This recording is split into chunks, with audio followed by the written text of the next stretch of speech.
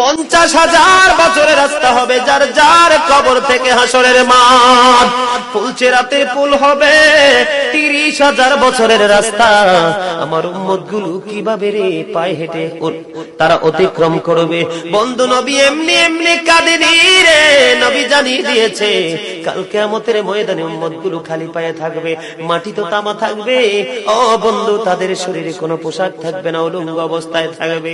এবং মা আয়েশা প্রশ্ন করলো, গো প্রাণের নবী, জানতে মনে চায় নবী গো, এই যে আপনার উম্মতগুলো উলঙ্গ অবস্থায় খালি পায়ে সবাই থাকবে গো নবী, তারা কি নারী পুরুষ একসাথে? কয় হ্যাঁ, নারী পুরুষ একসাথে। তারা কি কেউ কারো দিকে নজর দিবে না? এবার আমার নবী বলেছে, আয়েশা রে, কেমন করে নজর দেবে রে আয়েশা? বন্যার পানি যেমনি প্রবল বেগে বৃদ্ধি পেয়ে পৃথিবীর মানুষগুলোকে গ্রাস করে ফেলে, কাল কিয়ামতের দিন এই জাহান্নামের আগুন মানুষের দিকে বন্যার মতো প্রবল বেগে ছুটে এসে মানুষকে ঘিরে ফেলবে।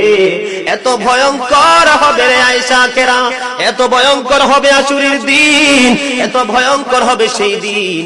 আর সেদিন এত বিপজ্জনক হবে, একটা পুরুষ আর একটা নারীর দিকে তাকাইবার মতো সুযোগ থাকবে না।